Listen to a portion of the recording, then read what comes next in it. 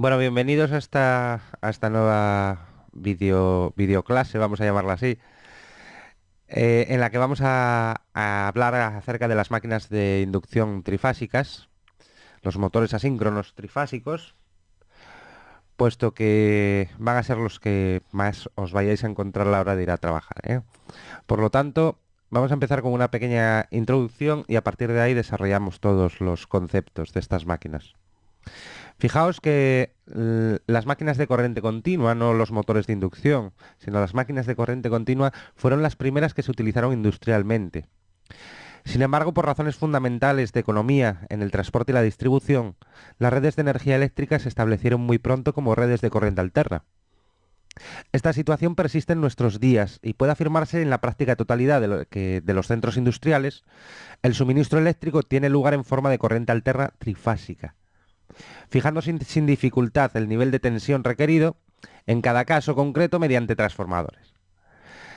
Esto nos va a hacer ver de inmediato las ventajas que se derivan de poder utilizar para cubrir la gran demanda de energía mecánica propia de los procesos industriales, pues un motor robusto, sin problemas de arranque y que funcione conectando directamente a la red trifásica, sin ningún tipo de problema a la hora de conexionarlo. Fijaos que en el caso de los motores de inducción van a presentar la particularidad de que las intensidades necesarias para producir fuerzas de giro son inducidas en la parte giratoria de la máquina, ¿eh? Esa parte giratoria la vamos a llamar rotor, la podéis ver en la figura de la derecha, ¿eh? La parte interior, la que se apoya sobre los dos rodamientos o los dos cojinetes y sobre la que va el eje de giro, es lo que vamos a llamar rotor. Y el devanado que está alrededor, pegado a la carcasa y que no se va a mover, va a ser el estator, ¿eh? Fijaos que la gran ventaja, decía, de estos motores de inducción, eh, pues es simplemente que con conexionarlos a la red ya obtenemos un campo magnético, ¿eh? Por lo tanto, vamos a obtener un giro con un conexionado muy sencillo, muy fácil. Claro, no se desarrollaron o no se utilizaban ampliamente hasta hace relativamente poco. Voy a decir relativamente poco porque comenzaron a utilizarse eh, con más, eh, con más profusión desde el desarrollo de la electrónica de potencia, ¿eh? Porque su máxima debilidad, o su mayor debilidad, es la variación o la regulación de velocidad. Con los motores de corriente continua era muy fácil regularles la velocidad. Sin embargo, a los motores de inducción no era tan sencillo regular la velocidad. Sin embargo, ahora, con el desarrollo de esa electrónica de potencia y sobre todo de los variadores de frecuencia, pues ese gran problema se ha solventado, ¿eh? De ahí su gran difusión. ¿Qué vamos a estudiar en esta unidad? Los motores de inducción. En principio los trifásicos vamos a ir viendo para luego pasar a los monofásicos, ¿eh? Y los sistemas de accionamiento más comunes. Voy a pasar un poco rápida esta parte, que es la clasificación de máquinas eléctricas, ¿eh? Para ir directamente a los motores de inducción, que es lo que nos interesa de este tema, ¿eh? No obstante, bueno, pues que sepáis que hay máquinas eléctricas estáticas, que son los transformadores, o rotativas, ¿eh? Y las rotativas bien pueden funcionar como motores o bien como generadores. Tener en cuenta que cualquier máquina eléctrica va a ser reversible. Es decir, un transformador puede convertir una tensión y una intensidad en otras, o bien puede conectarse al contrario, y si antes estaba elevando, por ejemplo, los valores de tensión, pues ahora pasaría a disminuirlos, ¿eh? Sería un transformador, de un transformador elevador a un transformador reductor. En el caso de los motores y generadores, su reversibilidad radica precisamente en el comportamiento como motor o bien como generador. ¿Mm? Como motor transformamos una energía eléctrica a un par que se transmite a un eje de giro, y en el caso del generador somos nosotros los que giramos la parte rotórica, el rotor, y se inducen unas corrientes o transformamos esa energía mecánica en corriente eléctrica para inyectarla a la red, ¿eh? Bien, más cosas. En cuanto al movimiento, se van a componer estos motores de inducción, o estas de momento máquinas eléctricas rotativas, de una parte fija, de una parte estática, que es el estator, y una parte móvil, que es el rotor. Y respecto al campo magnético, que va a ser el medio de acoplamiento entre la conversión de energía eléctrica y mecánica, en el caso de los motores, pues el inductor va a ser aquella parte que va a crear ese campo magnético. Y el inducido va a ser la parte del motor que va a recoger los efectos de ese campo magnético. Bien, si por los conductores del inducido circula intensidad, en ellos se van a inducir fuerzas que producen el giro del motor. Pero no de manera directa, ¿eh? Esto no sucede así.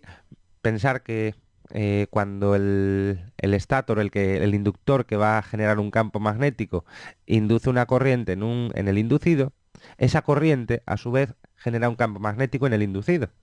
Y es la interacción de esos dos campos magnéticos la que va a provocar el giro del motor, ¿eh? Si los conductores del inducido ven un flujo variable, se induce en ellos una fuerza electromotriz, ¿eh? En el caso del generador. Bien, en el caso de los motores, por ejemplo, el estator lo vamos a tener, o el estator va a ser el inductor quien va a generar nuestro campo, y el rotor va a ser quien vaya a recoger los efectos de ese campo magnético, ¿eh? Y en los grandes generadores va a ser al contrario. El rotor va a ser el inductor y el estator el inducido. No obstante, como vamos a hablar de motores, vamos a ver qué tipos de motores nos podemos encontrar, ¿eh? En el caso de los motores eléctricos, pues fijaos la clasificación tan enorme que tenemos, ¿eh? Todos estos motores se fueron diseñando y mejorando en base a las necesidades que presentaba la industria, fundamentalmente. Empezamos teniendo los motores de corriente continua monofásicos. Dentro de los motores de corriente alterna tenemos los asíncronos o de inducción, que son el objetivo de o el objeto de este tema, de esta unidad de trabajo. Y tenemos los síncronos, tanto monofásicos como trifásicos. Y luego, para dar salida o para darse una solución a aquellas demandas, a aquellos problemas que pueda tener la industria en ciertos procesos, pues hay motores especiales. Bueno, pues motores paso a paso, de reluctancia variable, sin escobillas, ¿de acuerdo? De imanes permanentes. No obstante, desde el punto de vista de utilización, como os dije antes, en aplicaciones industriales los que nos vamos a encontrar con toda seguridad van a ser estos motores trifásicos de inducción, ¿eh? Fijaos las ventajas o las características que tienen estos motores trifásicos de inducción. Se van a alimentar directamente en corriente alterna, van a tener buenos rendimientos, una alta estabilidad. El conexionado va a ser muy fácil y ahora, gracias a la electrónica de potencia, pues vamos a poder realizarles unas regulaciones de velocidad y accionamientos muy precisos, ¿eh? Que era el mayor punto débil de estos motores. En aplicaciones de refrigeración o climatización, estos motores, pues lo que van a hacer es encargarse de arrastrar, pues si es un compresor de pistones, los pistones del compresor, o un ventilador, o bombas, los álabes de bombas. Y entonces nos vamos a encontrar con estos motores cuando vayamos a ver esos elementos dentro de las instalaciones de frío o de calor, ¿eh? Generadores eléctricos no lo voy a explicar puesto que no es el objeto de este tema, ¿eh? Entonces ya nos vamos a los aspectos físicos que veremos a continuación.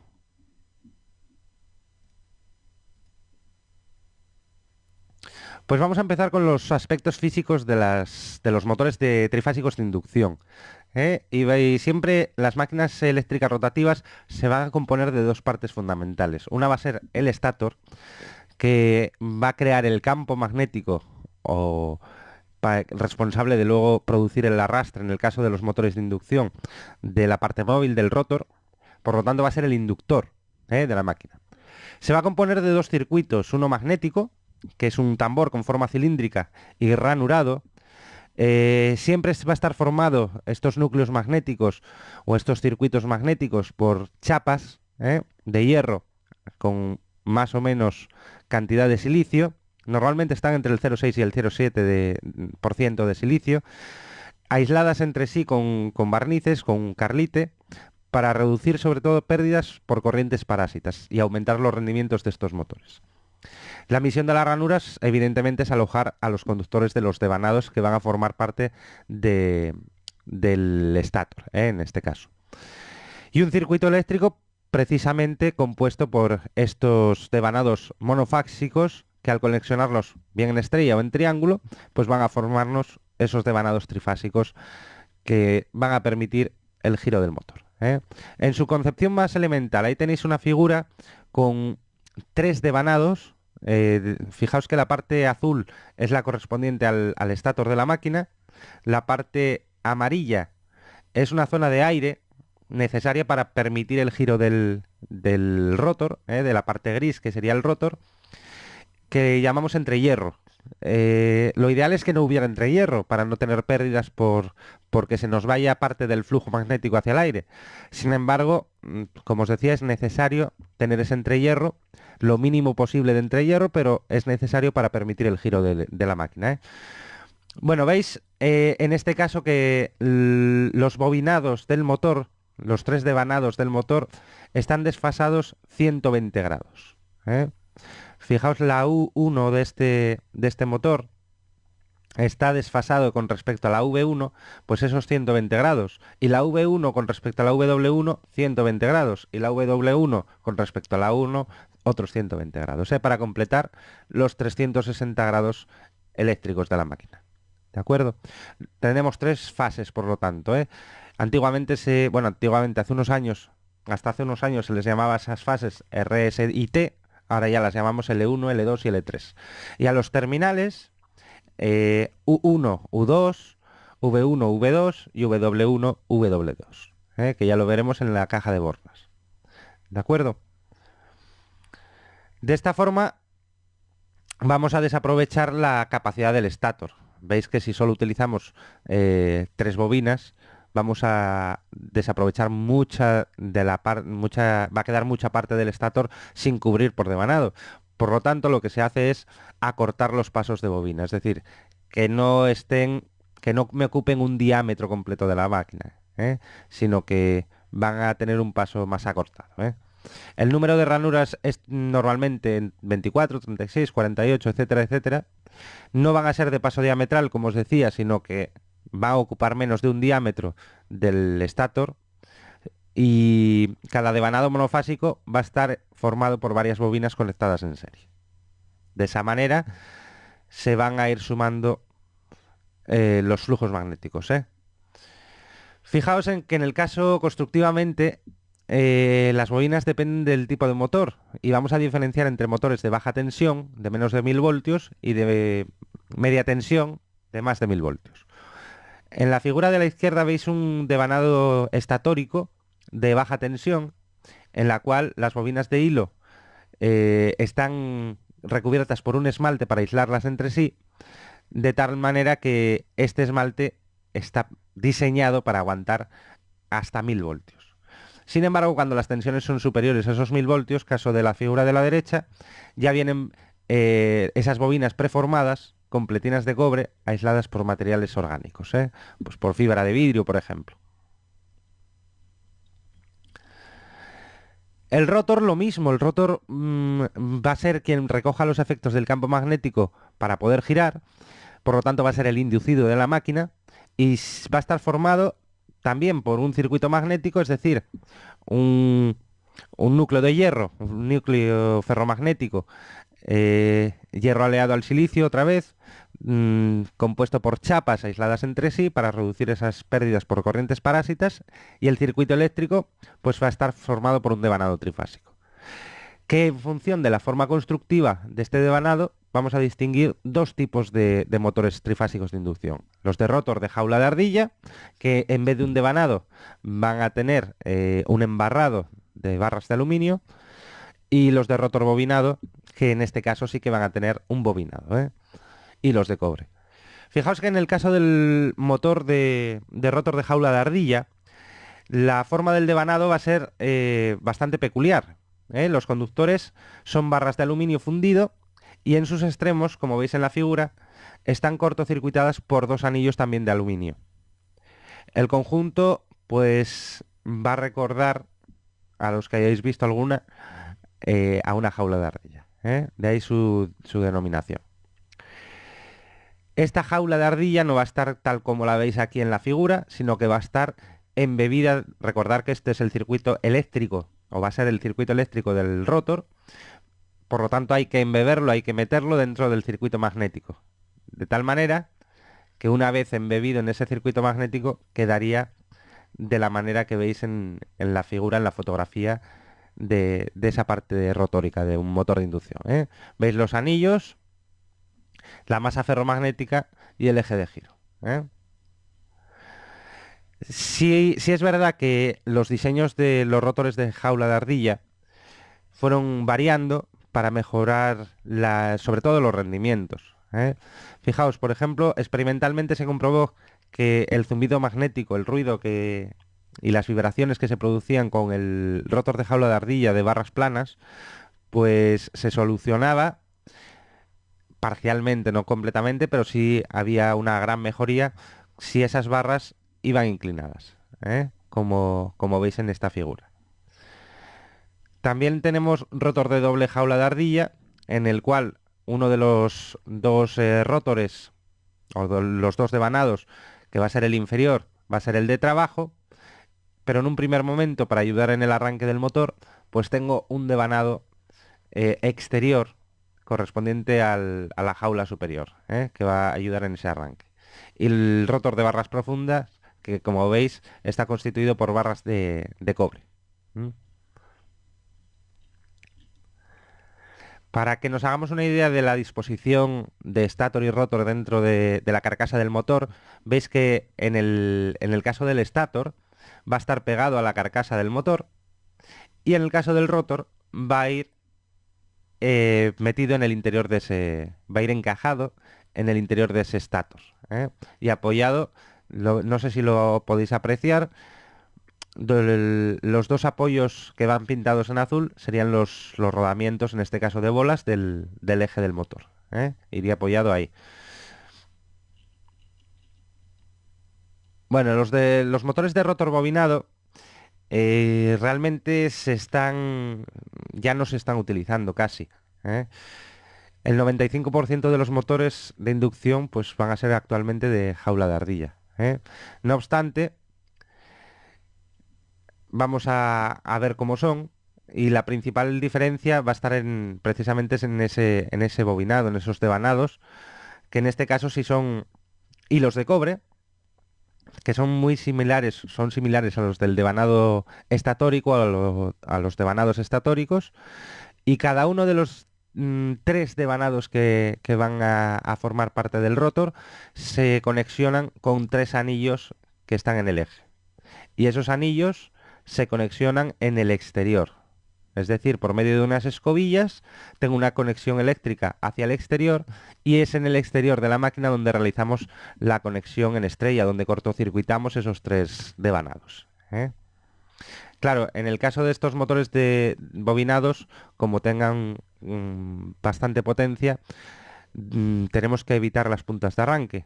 Por eso, eh, para evitar estas puntas de arranque y aumentar el par de arranque, pues se conectan en serie en esos arranques unas resistencias, ¿eh? Cuando ya el motor ha arrancado, esas resistencias se cortocircuitan, ¿vale? Por eso estos motores de rotor bobinado, a medida que se van estropeando, que van quedando inutilizados, pues se sustituyen por motores de jaula de ardilla, ¿eh? Por eso, por eso digo que están cada vez más en desuso. Bueno, os hace una pregunta aquí en la actividad 1. ¿Qué crees que pasaría si conectamos el estator a la red y se nos olvidan las conexiones rotóricas externas? Fijaos que lo que pasaría si no se nos olvidan las conexiones que veis a la derecha, apuntando con el número 4, lo que pasaría es que tengo un circuito abierto, por lo tanto no hay circulación de corriente en el estator. Si no hay circulación de corriente en el estator, no, perdón, en el rotor. Si no hay circulación de corriente en el rotor, evidentemente no se generan campos magnéticos inducidos y no habría interacción entre campos magnéticos, con lo que no giraría la máquina, ¿eh?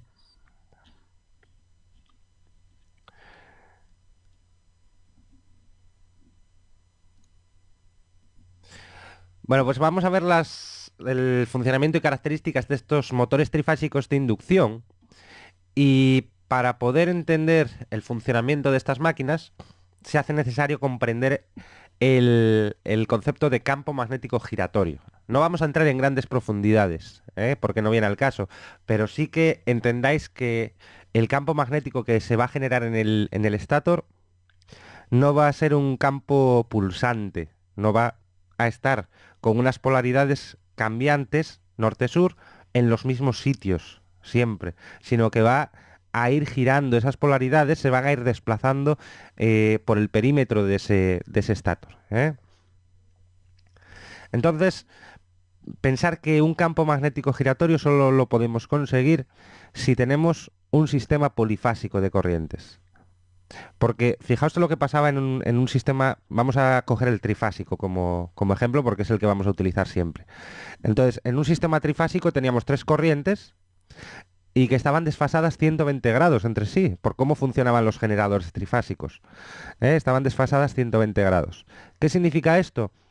Que los valores en un momento determinado que adquieren cada una de las tres corrientes son diferentes. Es decir, uno va a ser mayor que el de los otros dos. Con lo cual, el campo magnético que va a generar esa corriente que prevalece sobre las otras dos va a ser mayor. A medida que van variando los valores de cada una de las corrientes, esa situación se va a ir intercambiando con las otras dos corrientes. Con lo cual, las polaridades se van a ir distribuyendo a lo largo de cada uno de los tres devanados que forman parte del estator. Con lo cual obtendremos como resultado un campo magnético que vaya girando. Que dé la sensación, bueno, que dé la sensación, no, que va a ir girando en polaridades norte-sur. Pensar que este campo magnético giratorio va a tener las características que veis ahí en pantalla. Es decir, la inducción magnética va a ser constante con respecto al tiempo. ¿Por qué? Porque va a depender de la tensión y de la frecuencia de la red. Como vienen impuestas por la red y son constantes, pues la inducción magnética también va a ser constante con respecto al tiempo. El número de polos, pues va a depender de la configuración de las bobinas del devanado y del número de ranuras del estator, básicamente.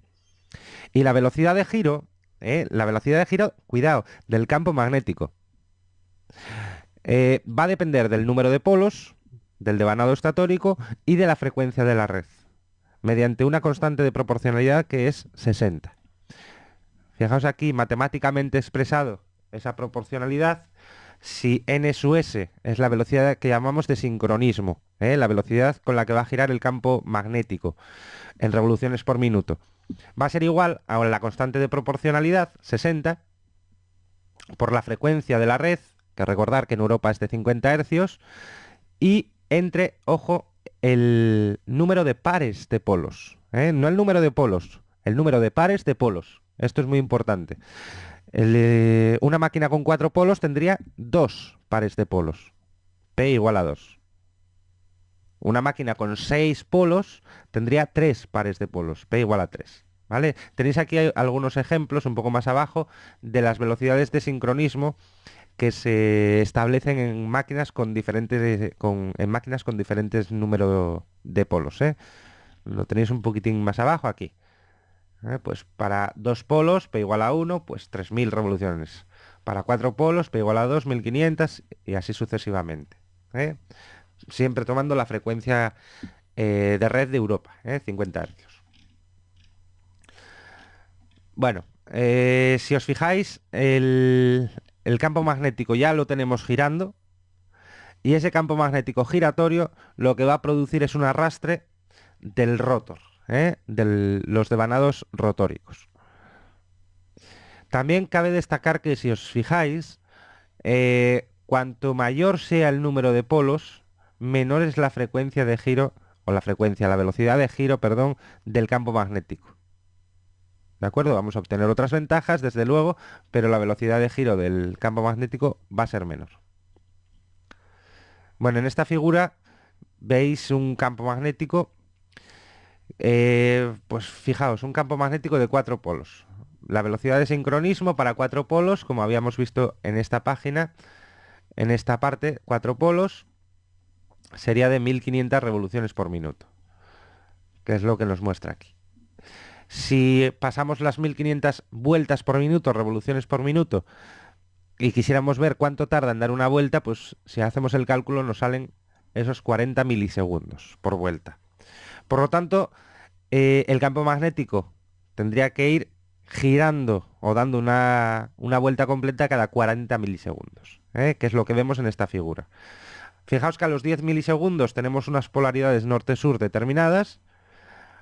10 milisegundos más tarde ya ha girado ese campo magnético un cuarto de vuelta. A los 20 milisegundos ha girado media vuelta. A los 30 milisegundos habrá girado 3/4 de vuelta. Y a los 40 milisegundos estaremos en el caso inicial de los 0 milisegundos. Habrá girado la vuelta completa. ¿De acuerdo? Luego ya tenemos ese campo magnético girando. Para que nos quede un poquitín más claro, fijaos lo que tenemos en esta figura. Tenemos un imán permanente en forma de herradura en la figura de la derecha. Vamos a fijarnos que es lo correspondiente a un motor asíncrono. Decía un imán permanente en forma de herradura movido por una manivela y por nuestra mano. Y en el interior del campo magnético tenemos una masa metálica, a diferencia de que en los motores síncronos en los que tenemos un imán. ¿De acuerdo? En nuestro caso, necesitamos que haya un movimiento relativo de velocidades entre la masa metálica y el imán. ¿Y eso por qué? Porque si no hay variación del flujo magnético, si la masa metálica no ve que hay una variación del flujo magnético, no se inducen corrientes en él, en esa masa. Y por lo tanto no va a haber interacción entre campos magnéticos del estátor y del rotor, con lo cual no habría arrastre. De hecho, si llegan a igualarse las velocidades de rotación del estátor y del rotor, se frenaría el motor. Tendría que bajar un poquitín su velocidad para que hubiera ese movimiento relativo entre la velocidad del campo magnético, de giro del campo magnético, y la velocidad de giro del rotor. Que es lo que nos pone ahí. La velocidad de giro del rotor tiene que ser menor a la velocidad de sincronismo, a la velocidad del campo magnético. De ahí que se les llame a estos motores asíncronos. Hay una desincronización entre el campo magnético y la masa metálica que gira, y el rotor, la velocidad de giro del rotor. Bueno, en el caso de los motores de inducción trifásicos, pues que os quede claro siempre que este párrafo de aquí, no hay sincronismo. Es decir, que la velocidad de giro del rotor va a ser menor que la del campo magnético giratorio. Esto es importante que os quede claro, porque en base a esto va a aparecer un nuevo concepto que va a ser el de deslizamiento. En principio, vamos a ver que el campo magnético, o se conecta el estátor a la red trifásica, se va a generar un campo magnético giratorio que va a girar a una velocidad de sincronismo, en S. Fijaos que este campo magnético, cuando se crea, empieza a inducir unas corrientes en el estátor, en el rotor, que van a provocar a su vez que a su alrededor se generen campos magnéticos. Es decir, lo primero, conectamos el motor a la red, se empieza a producir un campo magnético giratorio, ese campo magnético giratorio va a provocar unas corrientes inducidas en el rotor. Esas corrientes inducidas a su vez van a provocar o van a generar unos campos magnéticos que se opongan a los que están, a los que están induciendo esas corrientes, y en la interacción entre esos dos campos magnéticos va a producir el giro del motor. ¿De acuerdo? Bueno, voy a repetirlo porque parece que igual no ha quedado claro, pero voy a repetirlo sobre una figura. Sobre esta figura. Fijaos en la figura de la derecha, ¿eh? Lo primero que se hace es conectar en la máquina a la red. Es decir, comenzar a girar, en el caso de la figura, sería comenzar a realizar el giro del campo magnético. Con nuestra mano le daríamos a esa manivela, empezaría a producirse un giro del campo magnético.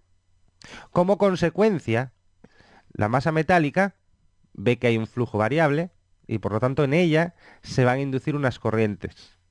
Estas corrientes, a su vez, producen campos magnéticos que van a interactuar con los campos, con el campo magnético generado o producido por el estátor, por la masa, por el imán del estátor.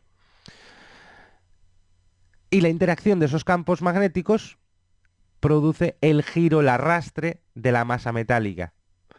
¿Vale? Produce un arrastre de la masa metálica. Bueno, pues ese arrastre va a dar pie al concepto de deslizamiento del motor. Que el deslizamiento no es más que un índice, es como el rendimiento de una máquina. El rendimiento de una máquina, ¿qué nos dice? Es un índice también entre el porcentaje que es la potencia útil con respecto a la potencia total. Pues en este caso va a ser el porcentaje que tiene de giro el rotor con respecto a la velocidad de sincronismo de la máquina, con respecto a la velocidad de giro del campo magnético. Por lo tanto, como ya sabéis que la velocidad de giro del rotor siempre va a ser menor que la velocidad de sincronismo, estos deslizamientos van a ser siempre menores que la unidad. ¿De acuerdo? Cuanto mayor, fijaos que me estoy fijando en la fórmula, ¿eh? Si queréis la comentamos ahora. Ese deslizamiento va a ser la diferencia porcentual entre esas velocidades, entre la velocidad de giro del estátor, del campo magnético del estátor, y la velocidad de giro del rotor, y en tanto por ciento. Lo que os decía, puesto que la velocidad de giro del rotor nunca va a alcanzar a la velocidad de giro del campo magnético, el deslizamiento será tanto mayor cuanto menor, perdón, sea la velocidad de giro del motor. Pensar en un deslizamiento, por ejemplo, en el arranque, donde no hay velocidad de giro del rotor. Empieza a girar el campo magnético con una velocidad de sincronismo e imaginaros que no hubiera velocidad en el rotor. El deslizamiento sería 1 o del 100% en tanto por ciento. Sería el máximo deslizamiento, no se mueve solo el campo magnético, pero el rotor no se mueve, lo tengo frenado. ¿De acuerdo? Cuando libero el rotor, la velocidad se va incrementando hasta acercarse a la de sincronismo sin alcanzarla. Por lo tanto, cuanto más cerca esté de la velocidad de sincronismo, la diferencia entre ambas velocidades cada vez será menor. Con lo cual los deslizamientos se aproximan más hacia el cero. ¿De acuerdo? Bueno. Aquí veis una tabla con diferentes deslizamientos. Pues para las máquinas de 2, 4, 8 y 10 bolos, con sus velocidades de sincronismo y las velocidades de rotación del rotor. En cada caso se le han quitado 50 revoluciones por minuto con respecto a la del campo magnético giratorio. Si aquí son 3000, 2950, 1500, 1450, 750, 700. Bueno, en cualquier caso, la diferencia entre estas dos siempre va a ser 50. entre la velocidad de sincronismo y la velocidad del rotor.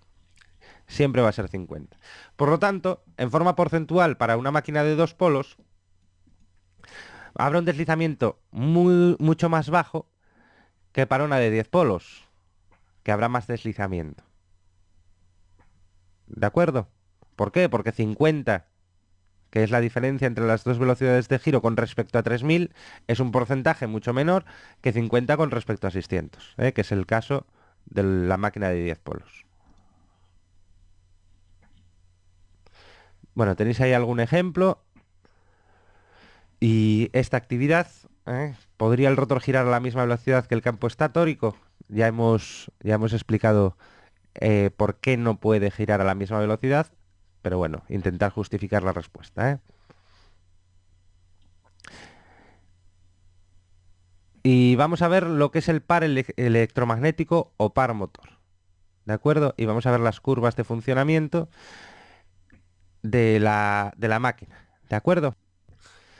Fijaos en una cosa, siempre que hablamos de motores, los utilizamos para mover cualquier objeto que nos interese para un proceso industrial, pues bien sea para arrastrar los alaves de una bomba, bien sea para mover un ventilador, etcétera, etcétera. Entonces, de lo que se trata es de que tenga fuerza suficiente, tenga suficiente par para poder mover esos elementos que son los responsables luego de mantener un proceso industrial en funcionamiento, ¿eh? Entonces, es importante entender dentro de lo que es un motor de inducción trifásico la curva del par y cómo se comporta con respecto a la curva de intensidad, el consumo de ese motor. No solo es importante que el motor responda bien ante las cargas, sino también es importante saber cuánto va a consumir ese motor moviendo una carga determinada. Y nos va a advertir el fabricante, ¿eh? El fabricante nos va a decir, pues, este motor funcionando a una velocidad determinada va a consumir una corriente determinada si tiene que mover una carga determinada. Y si se va a sobrecargar o no se va a sobrecargar. Si se va a calentar demasiado ese motor o va a funcionar correctamente, ¿eh? Por eso es importante analizar las curvas del par o al menos entender las curvas del par y de intensidad de estas máquinas, ¿eh?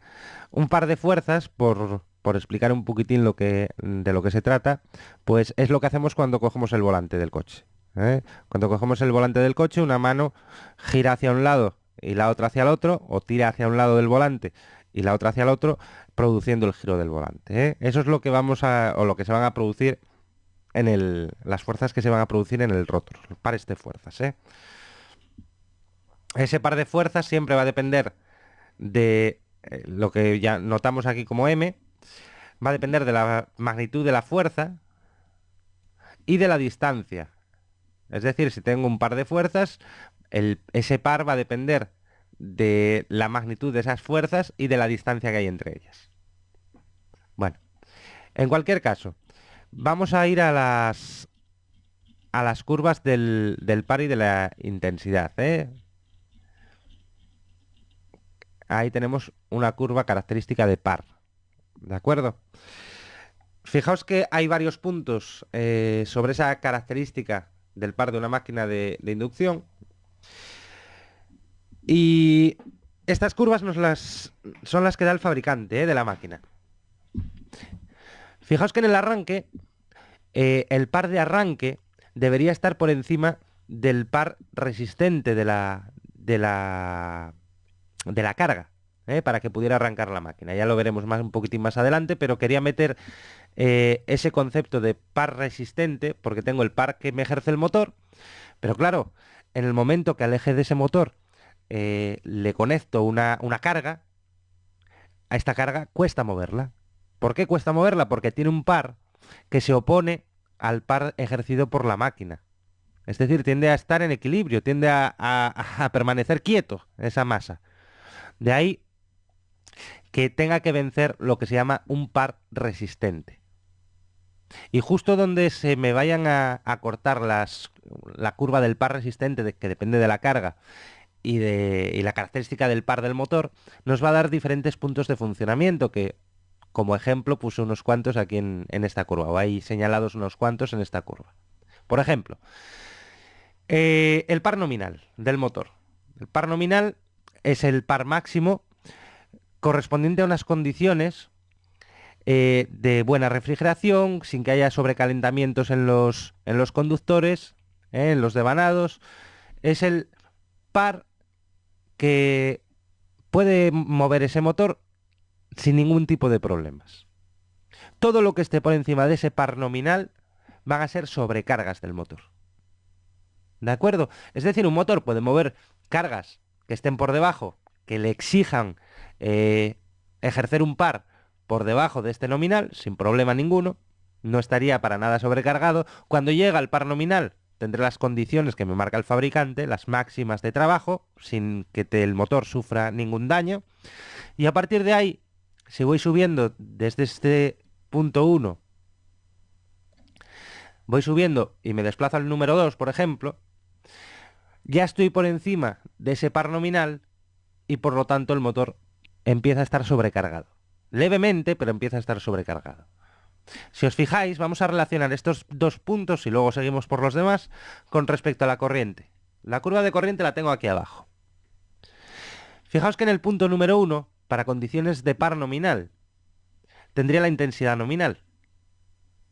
Por los devanados estaría circulando una intensidad de corriente que no produciría un calentamiento en ellos, o en el caso de producirlo, bueno, un calentamiento siempre se produce, pero la refrigeración del motor está pensada para disipar perfectamente ese calor y que no haya sobrecalentamientos. Sin embargo, en el momento que la carga aumenta, el par resistente de la carga aumenta, imaginaros que estamos frenando poco a poco, mecánicamente estamos frenando al rotor. Imaginaros eso. Entonces, estaba en unas condiciones de trabajo de par nominal y he frenado un poquitín el rotor, levemente.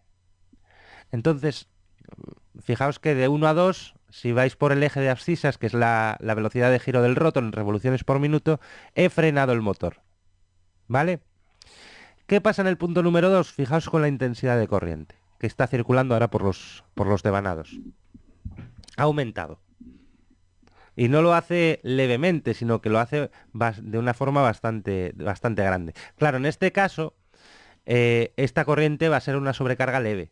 Es decir, va a ser una sobrecarga que el motor va a poder aguantar sin problemas durante cierto tiempo. Si lo freno un poquitín más, si voy del punto número 2 al punto número 3, ya estoy en unas condiciones de sobrecarga importante. Veréis o veremos que aunque los fabricantes nos dan unas condiciones de trabajo idóneas, nominales, las máximas posibles, sin que sufra el motor, sobre estas características nominales normalmente admiten una sobrecarga estos motores del 125%. Así que sobrecargas leves las pueden admitir sin estar sufriendo demasiado, pero a partir de ahí ya son sobrecargas importantes. Entonces, en ese punto número 3 ya tengo que ejercer un par, fijaos, muchísimo mayor que el par nominal y por lo tanto el consumo de corriente va a ser muchísimo mayor que la corriente nominal. Habrá sobrecalentamientos, no se disipará el calor por los medios de refrigeración que tiene el motor, las aletas, el ventilador, y sufrirá daños si se mantiene en esta situación. Y además durante no demasiado tiempo. El punto número 4 es el par máximo que puede ejercer este motor. Es decir, es la carga máxima que puede mover. Cualquier carga que supere este punto no va a ser no se va a poder mover con este motor. En este par máximo, desde luego, pues la intensidad se va incrementando un poco más. Es decir, en muy poco tiempo ese motor se va a degradar. Hombre, saltarán las protecciones si es que las hemos puesto bien, que para eso están, pero vamos, si dejáramos trabajar a un motor en este punto, se degradaría, se estropearía en poco tiempo. Y fijaos lo que pasa en el arranque. En el arranque, en el punto número 5, el par es inferior al par máximo, desde luego. Tiene que ser superior al par resistente de la carga en estático. Pero la corriente en ese arranque es la máxima corriente. De ahí que la normativa me obligue o nos obligue, en caso de motores de más de 0,75 kilovatios, a controlar esas puntas de arranque. Y es por lo que hablamos de puntas de arranque. Cuando hablamos de una punta de arranque es esta intensidad que se produce, que es máxima en los arranques de los motores. ¿De acuerdo? Y va a ser la razón fundamental por la que tengamos diferentes tipos de arranques de motores de inducción, para controlar estas puntas de arranque. ¿De acuerdo? Bueno, luego por otra parte, cualquier carga que esté por debajo de la nominal, pues va a suponer mover el motor, el rotor a más velocidad, acercándose a la velocidad de sincronismo, y en el punto de 6 es el rotor sin ningún tipo de carga conectada. El punto número 6, fijaos que la corriente, el consumo de corriente, que es la corriente de vacío, pues es la mínima de este motor. ¿De acuerdo? Bien. En cuanto al arranque y al punto de funcionamiento del motor. El par de arranque debe ser superior al par resistente de la carga, lo veis aquí, ¿eh? Si el par de arranque es superior al par de la carga, pues evidentemente eh, la máquina será capaz de mover esa carga en el arranque. ¿De acuerdo? Si la carga estuviera por encima del par, el par resistente de la carga estuviera por encima del par de arranque, no podría mover la carga, no arrancaría ese motor. Y el punto de funcionamiento, fijaos que si tengo la línea negra es el par de resistente de la carga, en un momento dado me corta a la curva del par del motor. Bueno, pues ese va a ser el punto de funcionamiento. En el caso de la carga de la figura que veis, el motor va a estar ligeramente sobrecargado. Es decir, fijaos que en el par nominal giraría a una velocidad de 2.935 revoluciones. Sin embargo, para mover esta carga, que es, que es mayor que la nominal, eh, va a girar a una velocidad ligeramente menor, 2.900 revoluciones. Y el consumo de corriente va a ser ligeramente superior que el nominal. ¿De acuerdo? Por eso decimos que en este caso, para esta carga, el motor va a estar levemente sobrecargado. Bueno, ¿tenéis algún ejemplo? Lo intentáis hacer. Y fijaos lo que se va produciendo en el motor si aumenta el par resistente, el par de la carga. Lo primero que ocurre es que disminuye la velocidad. Fijaos en la curva, que era como pasar del punto 1 al 2.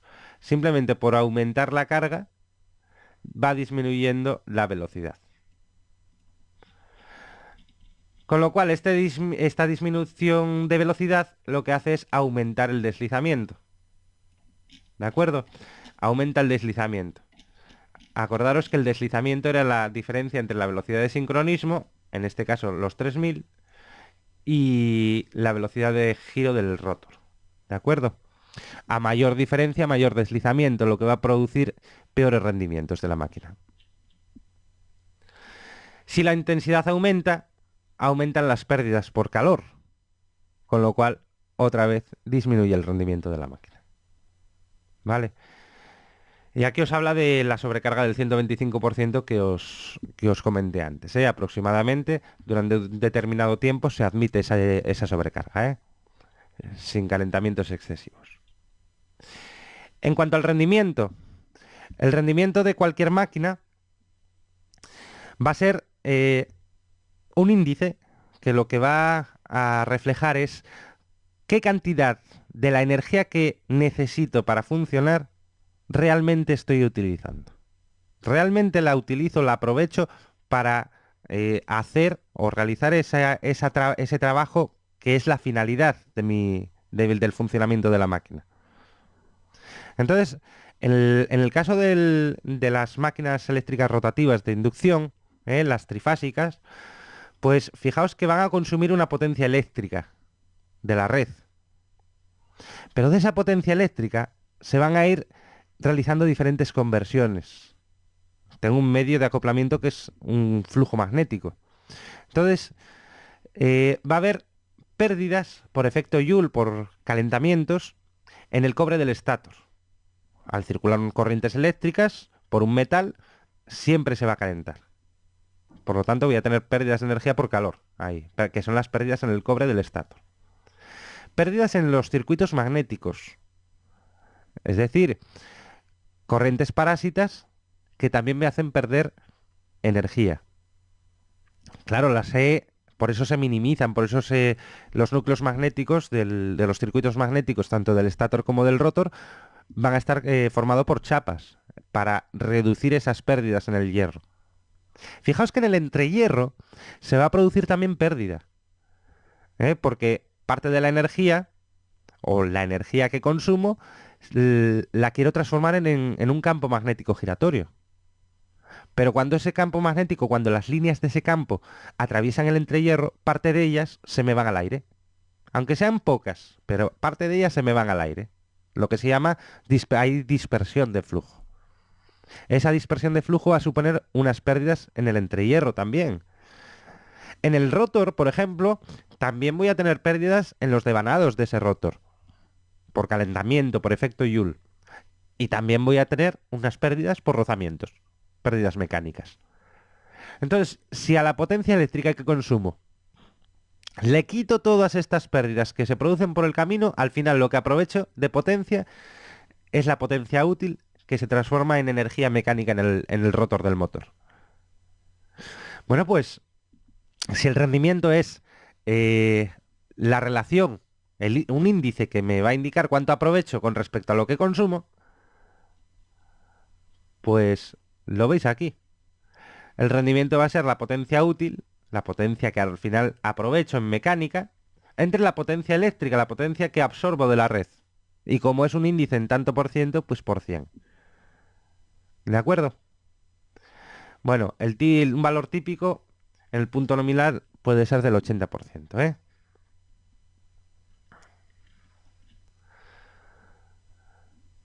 Intentar responder a esta pregunta, ¿por qué crees que los motores tienen peor rendimiento que los transformadores?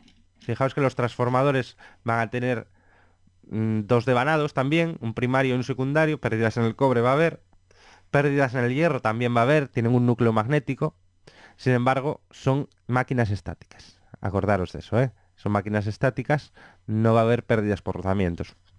Por eso el rendimiento es mayor, ¿eh? En cuanto a las características nominales y el conexionado de estas máquinas, fijaos en las placas de características, ya las vimos en las prácticas, pero bueno, para aquellos que no fuisteis o que no tenéis la posibilidad de asistir a las prácticas, siempre nos vamos a encontrar, aparte de con el número de fases del motor, el tipo de corriente con el que hay que alimentarlo, la frecuencia de operación, la norma de construcción, que la veis ahí, EC34-1. Nos habla de potencia nominal de ese motor, 20 caballos. Y las revoluciones nominales, cuando está consumiendo la potencia nominal, estaría girando a 2910 revoluciones por minuto, girando el motor. ¿Vale? Esta no es la velocidad de sincronismo, esta es la velocidad de giro del rotor, 2910. Fijaos que de esto podemos sacar un dato, y es que como los polos de una máquina son siempre número par, siempre que hay un polo norte hay un polo sur, son pares de polos, y las velocidades de sincronismo, acordaros que eran 3000, 1500, etcétera, etcétera, pues como la velocidad de giro del rotor va a ser de 2910, este motor va a girar a 3000 revoluciones por minuto el flujo magnético, o el campo magnético. ¿Eso qué significa? Que es una máquina de dos polos, de un par de polos. Bueno, el coseno de phi, el factor de potencia de la máquina, y luego los tipos de conexión y las características de alimentación y de consumo para para las dos conexiones. Si lo conectamos en estrella, fijaos que lo podemos conectar a una red de 400 voltios de línea y 29 amperios que va a consumir la línea. Y en el caso del triángulo, lo podemos conectar a una red de 230 voltios con un consumo de 50 amperios. Bueno, Siempre lo vamos a poder conectar, acordaros de lo que explicamos en clase, de lo que eran las tensiones de fase, tensiones de línea, corrientes de fase, corrientes de línea, y evidentemente si los devanados de este motor están pensados para soportar una tensión de 230 voltios, si lo conecto en estrella, lo puedo conectar a una red de 400, porque cada uno de los tres devanados va a quedar sometidos a 230 voltios, raíz de 3 veces menor que 400. Sin embargo, en triángulo, los devanados quedan sometidos a la tensión de línea de la red. Por eso, la red tiene que ser de 230 voltios. ¿Vale? Es importante conocer estos o ver estos datos, porque más adelante, cuando veamos arranques, habrá un arranque que sea estrella-triángulo, y en el caso de que en la conexión en triángulo no admita la tensión de línea disponible en la red, pues no podremos realizar este motor. No, este arranque. Bien, veis las conexiones reales cómo se realizan, cómo van distribuidos los terminales en la caja de bornes. Bueno, pues veis que están cruzados, VW, X, Y y Z serían. Ahora ya no los veremos así, veremos U1, V1, W1, U2, V2, W2 en el caso del X, Y, Z, de los bornes de salida. Están distribuidos, fijaos, a ver, creo que estaba por aquí la figura, un poco más... No. Bueno, están, fijaos, la U desplazada, la U1 o la U con respecto a la X están desplazadas. Y la V con respecto a la Y están desplazados esos devanados. Y la W con respecto a la Z están desplazados. Esto se hace para poder realizar las conexiones de estrella y triángulo en la caja de conexiones mediante las chapas metálicas que veis aquí. Poniéndolas en horizontal tenemos la conexión en estrella y en vertical tenemos la conexión en triángulo que tenéis pormenorizada en esta figura. ¿Vale? Aquí está la caja de bornes real con una conexión realizada en estrella con esas chapinas metálicas. En cuanto a las características nominales de los motores, pues las tensiones nominales son dos valores, el mayor para conectar en estrella y el menor para conectar en triángulo, lo que os comentaba antes. Las corrientes nominales van a ser las absorbidas de la red cuando el motor trabaja en el punto nominal, de tal forma que se garantice la correcta refrigeración del motor. La velocidad nominal, pues va a ser la velocidad de giro del motor cuando esté trabajando en el punto nominal. Y os comenta aquí lo que os había adelantado de la velocidad de giro del rotor y del campo magnético. Y el número de polos. La potencia mecánica nominal es la potencia que el motor va a entregar a la carga, es decir, la potencia útil, cuando te está trabajando en el punto nominal. Pues en este caso era de 20 caballos, en el caso de la placa que vimos antes. También se llama potencia útil a esa potencia mecánica y se determina en cualquier punto de funcionamiento mediante esta expresión que veis aquí. La potencia mecánica en vatios es igual a 2pi partido por 60 por el par motor en newtons por metro y por la velocidad del motor o del rotor en revoluciones por minuto. ¿De acuerdo? El 2pi partido por 60 es simplemente el factor de conversión de estas revoluciones por minuto a radianes por segundo del sistema internacional. Para que el resultado nos salga en vatios, necesitamos convertir esas revoluciones por minuto a radianes por segundo. Recordar que un caballo son 736 vatios y que el par nominal no aparece en la placa de características, pero sí lo podemos determinar a partir de la fórmula anterior. El rendimiento tampoco va a aparecer, un valor típico es el 80%. ¿Tenéis ahí otra actividad o otras actividades? Pensar un poco en ellas o intentar hacerlas y si tenéis cualquier duda, pues me lo preguntáis. ¿De acuerdo? Bien, pues vamos a ver ahora. Bueno, los motores trifásicos de inducción van a presentar una sobreintensidad, una intensidad mucho más alta en el arranque, es decir, con respecto a la intensidad que consumen trabajando en su punto de trabajo nominal, de entre 4 y 7 veces mayor que esa nominal, para los motores de jaula de ardilla sencilla.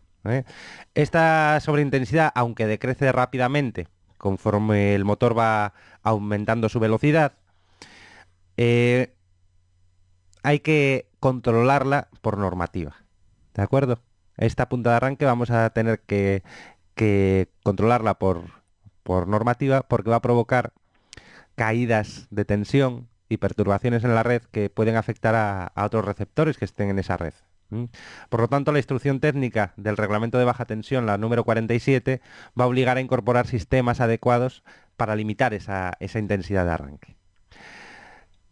Bueno, en general, los motores de potencia superior a 0,75 kilovatios, es decir, a un caballo de vapor, a un caballo de potencia, deben estar provistos de métodos de arranque que no permitan que la relación entre la corriente que consuma en el periodo de arranque y el de marcha normal supere ciertos límites.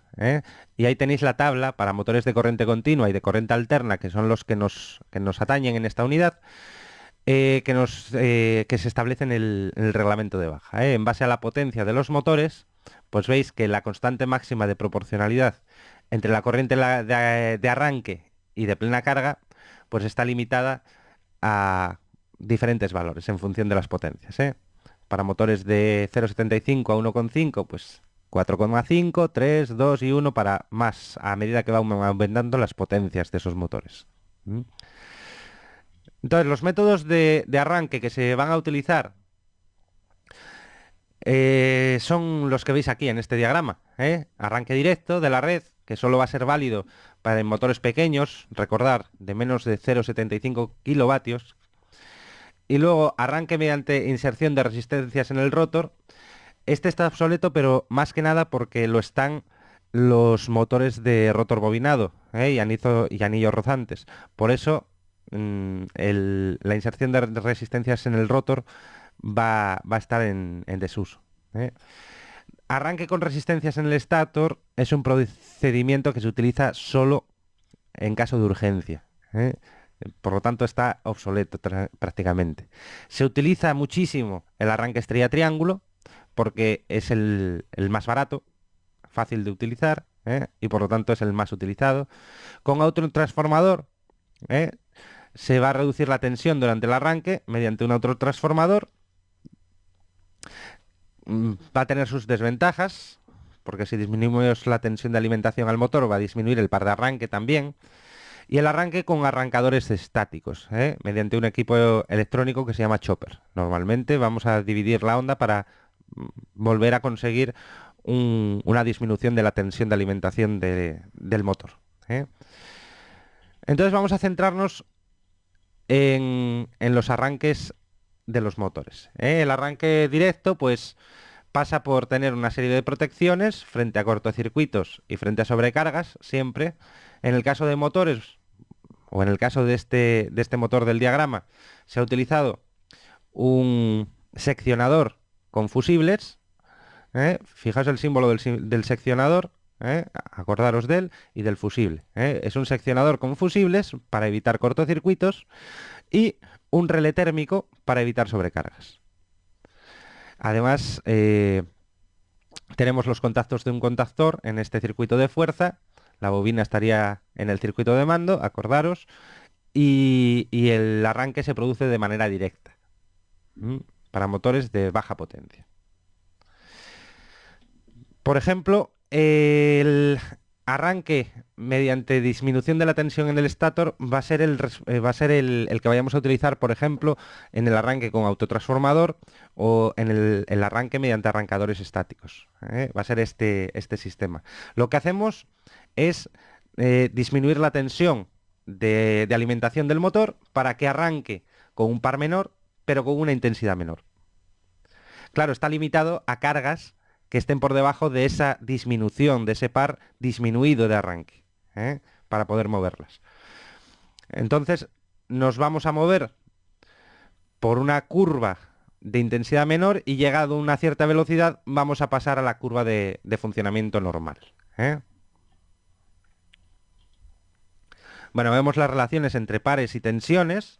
El par de arranque con respecto al par de arranque nominal está relacionado o es igual a la relación entre tensiones, la tensión disminuida con respecto a la tensión nominal al cuadrado, y la relación entre corrientes y tensiones es directa. La misma relación que hay entre la corriente de arranque disminuida y la intensidad de arranque nominal es la misma que la tensión de alimentación del motor, que se ha disminuido con respecto a la nominal. ¿Eh? Bueno, pues vamos a ver el arranque por resistencias estatóricas. Dijimos que está obsoleto. ¿En qué consiste? Pues fijaos, bueno, tenemos la protección, el guardamotor, el disyuntor, protegiendo a nuestro motor, los contactos del contactor, y luego tenemos dos ramas. Una, la principal, la que va a entrar en funcionamiento en el arranque, en la cual se tienen en serie con cada uno de los devanados del motor una resistencia, del motor, del estator del motor, unas resistencias. De tal manera que se produce en ellas una caída de tensión. Le estoy robando tensión de alimentación al motor. Cuando ya ha arrancado, lo que se hace es alimentar un segundo contactor, el KM2, de tal manera que cortocircuito esas resistencias, las puenteo. Con lo cual ya quedaría funcionando el motor con su tensión de alimentación nominal. Como ventajas es muy sencillo y barato. Como desventajas, el par de arranque va a disminuir de forma cuadrática.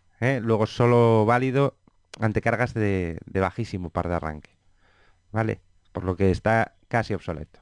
El arranque por autotransformador, en vez de las resistencias, se mete un autotransformador, que lo veis aquí. Que el autotransformador tiene 3 terminales por cada uno de los devanados, 2 fijos y uno móvil, para ir seleccionando diferentes tensiones de alimentación hacia el motor. Por lo tanto, en un principio, entraría el KM1 para alimentar el circuito y el KM2 para conectar en estrella los devanados del autotransformador. Se selecciona un nivel de tensión bajo que se irá aumentando poco a poco para hacer un arranque suave, y cuando el motor ya llegue a ciertas revoluciones por minuto, lo que se hace es abrir KM2 y cerrar KM3, puentear el autotransformador, y ya queda el motor arrancado con alimentado a la tensión nominal.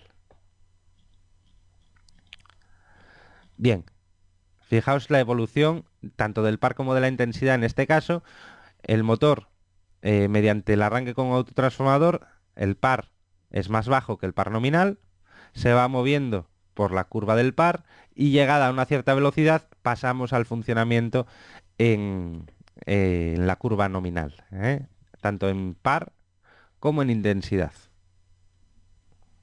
Con lo cual estamos evitando esa punta de arranque. Como ventajas, pues es un automatismo muy sencillo, y como desventajas, pues otra vez el par de arranque disminuye de forma cuadrática, luego otra vez solo puedo mover cargas de bajísimo par de arranque, por lo tanto ahora actualmente se utiliza muy poco, se utiliza poco y es más caro porque los autotransformadores son muy caros, son caros. En comparación con los elementos necesarios para realizar un arranque estrella-triángulo. El arranque pues se basa en conectar el motor en estrella sobre una red donde debe conectarse en triángulo, de tal manera que durante el arranque los devanados del estator quedan a una tensión raíz de 3 veces inferior a la nominal. Pues si se puede conectar en triángulo a una red de 400 voltios, cuando lo conectamos en estrella estarán cada uno de los devanados alimentados a 230 voltios. Por lo tanto, la punta de arranque disminuirá. ¿Vale? Veis ahí un poco las relaciones de tensiones de línea, tensiones de fase, corrientes de línea, corrientes de fase.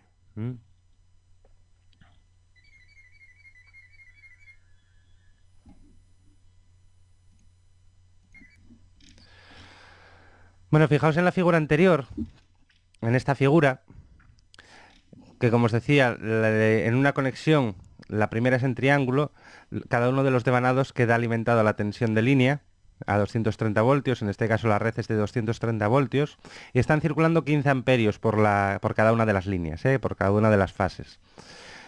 O sea que la intensidad de línea es de 15 amperios. En el segundo caso, la red sigue siendo de 230 voltios, pero la conexión se realiza en estrella, con lo cual cada uno de los devanados queda a una tensión raíz de 3 veces inferior, es decir, a 127 voltios. Bien, se puede demostrar que el par de arranque se va a reducir en la misma proporción, es decir, en la misma proporción, se reduce a un tercio, ¿eh? Se reduce un tercio del par de arranque nominal. Respecto a la corriente de arranque, se va a reducir a un tercio también, ¿eh?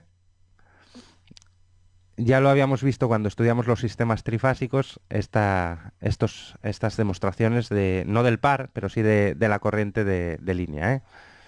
Bueno, lo tenéis aquí. La corriente de arranque en estrella, en el arranque estrella-triángulo, en la parte de estrella, es igual a la corriente de arranque en triángulo entre 3. Tres veces menor. Y el par de arranque ocurre lo mismo con respecto al par de arranque si lo hubiéramos hecho en triángulo. ¿De acuerdo? La secuencia, por lo tanto, va a ser la misma que vimos con otros métodos de arranque. Va a disminuir la tensión de alimentación, por lo tanto, el par a un tercio del par nominal, de arranque nominal, y la intensidad también va a disminuir a un tercio. Esa es la gran diferencia con respecto a otros métodos de arranque, que en el caso del arranque estrella-triángulo, pues la reducción tanto de tensión como de intensidad de arranque es fija y no depende de la variación de algún otro elemento, ¿eh? Veis aquí el esquema, el guardamotor, tenemos un contactor principal KM1, que va a ser el que dé alimentación hacia el motor, y tenemos dos ramas, ¿eh? Fijaos que esas dos ramas lo que van a hacer es una conexión en estrella del motor o una conexión en triángulo. La conexión en estrella se realiza mediante el KM2. Si os fijáis, los terminales de salida, el XYZ o U2, V2, W2, van a estar conectados tanto a los terminales del KM2 como los del KM3. Por lo tanto, la conexión en estrella es el responsable de realizar la conexión en estrella es el KM2, que es el primero que entraría, junto con el KM1. Cuando el motor ya ha arrancado, fijaos en las curvas de evolución, el motor está adquiriendo velocidad, va disminuyendo la intensidad y llegado al punto número 2, pasamos a trabajar en la curva de arranque directo, de arranque en triángulo. Por lo tanto, cuando llega a esa velocidad, se abrirá el contactor KM2 y se cerrará los contactos del contactor KM3, que es el correspondiente a la conexión en triángulo. Si os fijáis, está conectando el terminal W con el Y, V con el X y el U con el Z. O lo que es lo mismo, el U con el W2, el V con el U2, o el V1 con el U2 y el W1 con el V2. Bueno, ya veis que es un método de arranque bien sencillo y por eso es muy utilizado. ¿Cuánto a ventajas? Pues eso, lo sencillo y barato que es, por lo cual se va a utilizar mucho. Va a haber una menor reducción del par que los métodos anteriores para la misma limitación de la corriente de arranque. Por lo tanto, va a permitir cargas un poco mayores que en el resto de casos, ¿eh? Y las desventajas es que el par y la corriente de arranque siempre van a disminuir un tercio sin ninguna posibilidad de regulación, que debe utilizarse solo ante cargas de bajo par de arranque y no siempre es posible, por lo que os comenté anteriormente, que hay veces que los devanados no soportan en triángulo la tensión de red. Bueno, el último método de arranque es mediante arrancadores estáticos, en el que ese término estático designa todo aquello que está construido a base de electrónica de potencia, ¿eh? Por lo tanto, también se podrían llamar arrancadores electrónicos, y se basan en lo mismo que hasta ahora, es decir, en reducir el valor eficaz de la tensión de alimentación de los motores. Sin embargo, lo hacen de manera diferente, ¿eh? Lo que van a hacer es no dejar pasar parte de la onda senoidal de tensión, trocearla, y no van a disminuir su amplitud como en los casos anteriores. Tenemos el ejemplo en estas figuras, partiendo de una onda senoidal a 230 voltios eficaces. Veis que mediante los métodos de arranque vistos hasta el momento, lo que hacíamos era reducir esa onda senoidal a otra tensión eficaz diferente. Sin embargo, estos arrancadores estáticos lo que hacen es dejar pasar solo una parte de la onda. Y esa parte de la onda, en su conjunto, tiene un valor eficaz de tensión menor al de la onda completa. Cuanto más disminuyas, cuanto más troceen la onda, menos voltios eficaces dejan pasar. Esa es la manera de funcionar. Por eso se llaman también choppers, porque trocean la onda senoidal. Como ventajas de estos choppers es que producen arranques suaves con aceleración programable por el usuario, con rampas de aceleración que son programables. Los precios de la electrónica pues bajaron muchísimo, con lo cual su compra es asequible. Y como desventajas, aunque no son caros, el arranque estrella-triángulo es mucho más barato, ¿eh? Y en muchas ocasiones suficientemente efectivo. No se utilizan tanto también porque están a nivel industrial, vais a ver que siempre hay instalados variadores de frecuencia, porque admiten muchas más posibilidades. Bueno, y por último, ya para terminar con estas maniobras y con estos arranques, vamos a ver cómo se realiza la inversión de giro de estos motores. Es muy sencilla la maniobra de inversión de giro, ya que para conseguir la inversión de giro de un motor trifásico de inducción, basta con invertir el sentido de giro del campo magnético. Y para ello, lo único que hay que hacer es invertir dos fases, intercambiar dos fases de alimentación. ¿Eh? Tenéis aquí el ejemplo en la tabla 5 y el esquema de conexiones lo tenéis aquí. Le echáis un vistazo. Necesitaremos dos contactores, uno para arranque en una secuencia de fases y otro para el arranque en la secuencia invertida de fases. Lo único que hay que tener presente es que ambos contactores no pueden entrar de manera simultánea porque se produciría un cortocircuito, con lo cual tenemos que enclavarlos de tal manera que mientras uno esté funcionando el otro no pueda funcionar en ningún caso, y además que darle tiempo a los contactos de uno cuando abren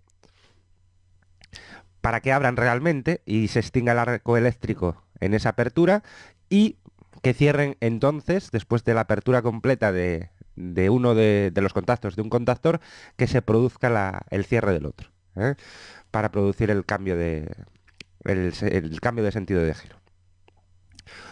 Bueno, y hasta aquí vamos a dar por concluida esta unidad de trabajo en cuanto a motores de inducción trifásicos, ¿eh?